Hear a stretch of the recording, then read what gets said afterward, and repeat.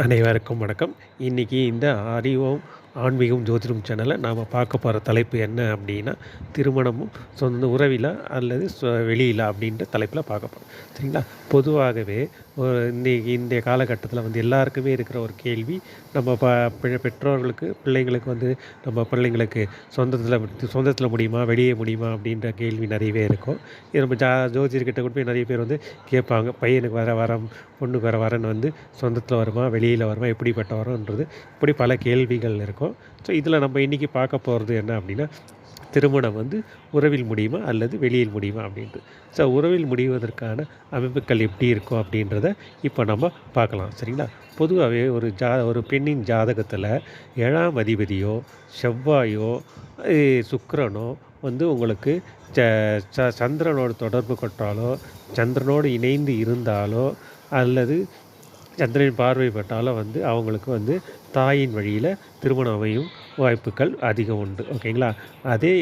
அதே போல் ஒரு அந்த ஒரு அந்த அதே போல் அதே பெண்ணின் ஜாதகத்தில் ஒரு செவ்வாயும் 7ஆம் அதிபதியும் சூரியனோடு தொடர்பு கொண்டாலோ, சூரியனோடு இணைந்து இருந்தாலோ அல்லது சூரியன் 9ஆம் இடத்தில் இருந்தாலோ அவர் தந்தை வழி உறவில் திருமணம் அமையும் வாய்ப்புகள் உண்டு. அதே போல் ஒரு ஆணின் ஜாதகத்தில் பார்த்திங்க அப்படின்னா, 7ஆம் அதிபதியும் சுக்கிரனும் சூரியனோடு தொடர்பு கொண்டாலோ, அது சூரியனோட வீட்டில் இருந்தாலோ அல்லது 9ஆம் இடத்தில் இருந்தாலோ அவருக்கு தந்தை வழி உறவில் திருமணம் அமைய வாய்ப்புகள் உண்டு.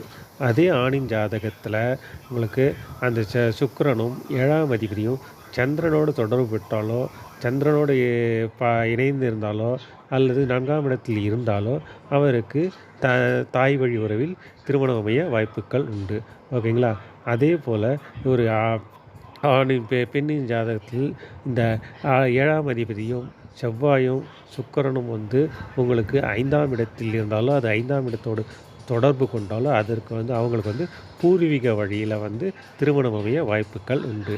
இதே போல் தான் ஒரு ஆணின் ஜாதகத்திலும் 7ஆம் அதிபதியோ சுக்கிரனும் 5ஆம் அதிபதியோ 5ஆம் வீட்டிலோ 5ஆம் அதிபதியோ தொடர்பு கொண்டாலோ அவர்களுக்கு பூர்வீக உரையிலிருந்து திருமணம் அமைய வாய்ப்புகள் உண்டு. ஸோ பூர்வீகம்னு இங்கே நம்ம பார்க்கச்சே தந்தை வழியிலையோ இல்லை தாய் வழியோ பார்த்திங்கன்னா அத்தை வழி உறவுகளோ இல்லை பார்த்தோம் அப்படின்னா ஒரு வீட்டில் இப்போது தாய் தந்தை அப்பா கூட பிறந்தவங்க, அம்மா கூட பிறந்தவங்க ஒரு 4-5 பேர் இருக்காங்கன்னு வச்சுக்கோங்க. அவங்க இப்போது அண்ணனோ தம்பியாக இருந்தாங்கன்னா, தம்பி ஒய்ஃப் இருக்காங்க இல்லையா, அவங்க ரிலேஷன் வழியிலையோ இல்லை அண்ணன் ஒய்ஃப் பெரியம்மா அவங்க ரிலேஷன் வழியிலையோ, அதே போல் உங்களுக்கு அத்தை சிஸ்டர்ஸோட மாமா அவங்க ரிலேஷன் வழியிலையோ அதாவது கொஞ்சம் தூரத்து சொந்தம் அப்படின்னு சொல்லலாம். ஸோ அதை மாதிரி உங்களுக்கு திருமணம் அமைய வாய்ப்புகள் உண்டு.